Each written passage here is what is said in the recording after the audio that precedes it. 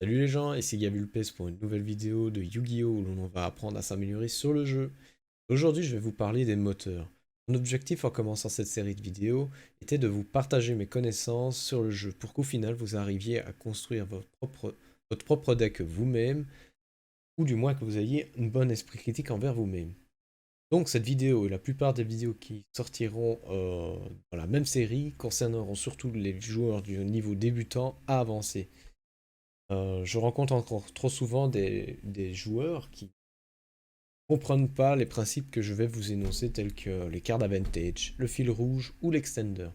Mais nous en parlerons bien plus tard.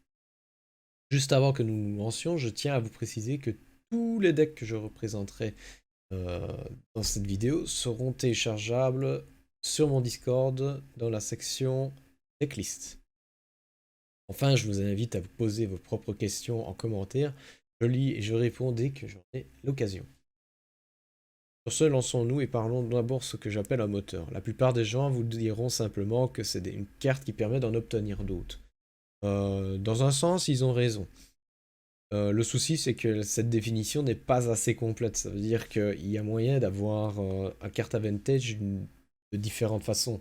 Il y a moyen, par exemple, de récupérer plusieurs cartes d'un coup depuis le cimetière dans la main, ou simplement de pouvoir aller rechercher une carte bien précise dans le deck, ou simplement les piocher.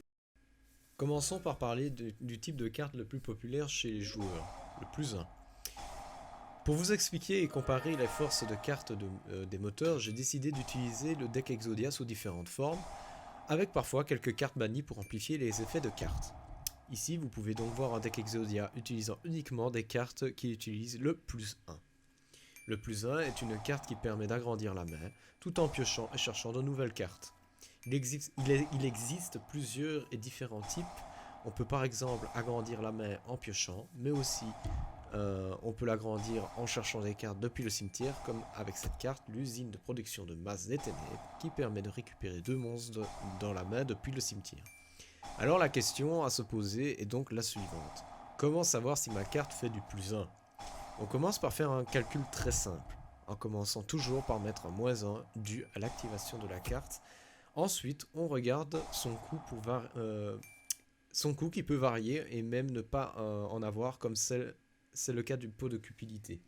Ensuite, on fait une activation du nombre de cartes qui rejoignent la main. Ici, 1 plus 2, ce qui nous fait 1 plus 1.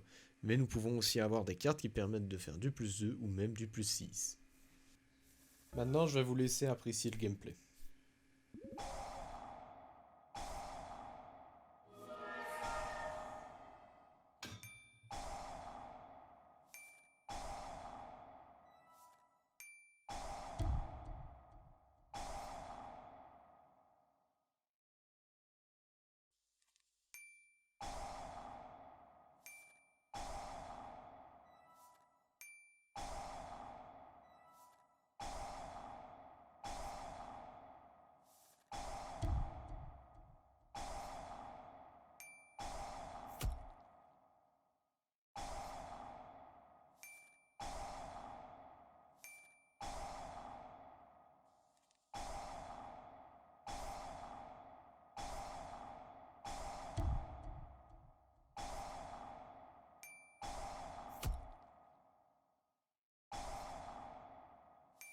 Voici un deck Exodia fonctionnant sur la technique du -1. Le -1 dans le deck est un principe lui aussi assez simple. En général, il est utilisé pour rendre le deck le plus petit possible et rend ses ratios bien plus importants. Si vous arrivez à me suivre, et je pense que les joueurs avancés l'auront déjà compris, qu'une carte qui en pioche une autre ou qui va chercher d'autres cartes fait déjà le même boulot, mais je cible un seul type de carte en particulier, celles semblables à Gobelin Parvenu, et ne font rien à part avancer dans le deck. Mais ils permettent d'améliorer vos ratios. En général, ce genre de carte ne reste jamais très longtemps dans la méta. Par contre, il existe des cartes qui permettent d'aller chercher des cartes bien précises, j'appelle ça des extenders, et voici un exemple avec l'index toon qui permet d'aller chercher une carte toon dans le deck et fait donc ainsi du -1 dans le deck, mais aussi sert à augmenter le nombre de chances d'obtenir des cartes que l'on souhaite. Ce sont aussi la plupart du temps les cartes les plus fortes car elles permettent d'obtenir précisément ce que l'on veut. Ici, par exemple, vous pourrez voir que le ratio est devenu si élevé que les chances de faire une main d'Exodia est simplement passé à 100%. Attention par contre, les cartes qui réduisent votre main ne sont pas vos amis.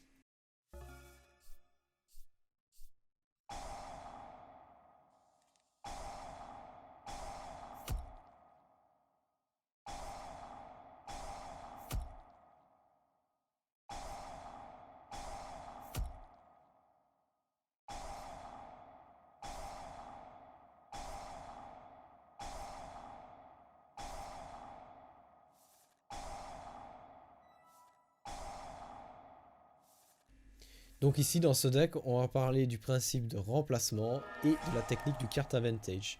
Les cartes de remplacement sont des cartes qui peuvent vous proposer des échanges contre un peu de pioche. En règle générale, dans cette catégorie, on pourra voir Trade-in, Card of Consonance, Allure of Darkness, pour ne citer que. Ces cartes en général servent surtout à améliorer vos ratios et d'éviter les mains trop foireuses. Elles ne sont pas du tout adaptées pour jouer dans des decks dus à leur coût et leurs conditions. Par exemple, Trade-in ne pourra être joué que s'il y a un nombre suffisant de monstres niveau 8. Alors, la technique du card advantage, cette technique, ce n'est pas moi qui l'ai inventée, mais disons que je lui ai donné un nom. Bien que la plupart des gens ignorent son existence, le card advantage est une technique qui vise à améliorer lui aussi le ratio du deck. Mais cette fois-ci, on va jeter les cartes du deck au cimetière pour éviter qu'elles nous embêtent dans le bon fonctionnement de celui-ci. Voici donc un deck Exodia basé sur le principe de cette technique. Le deck fait en sorte de récupérer le rituel avancé, ainsi que Necros of Valkyrus qui permettra plus tard de piocher. Par l'effet de la carte magie rituelle, nous allons envoyer 4 cartes Exodia ainsi que 3 dragons au cimetière, ce qui permet d'épurer le deck et de le rendre beaucoup moins bricky. Parce que oui, le gros problème du deck Exodia est d'obtenir les cartes d'Exodia trop tôt, ce qui l'empêche de réobtenir les cartes de moteur. Dans cette catégorie, on peut donc aussi citer l'Engine Dragon, qui utilise quasiment le même principe, mais l'on peut aussi citer également la carte Chevalier Gemme Fusion Brillante. On peut également citer des cartes qui envoient au cimetière comme Foolish, mais l'intérêt reste assez limité si vous n'en tirez pas profit. Sur ce, je vais vous laisser apprécier le gameplay de ce deck.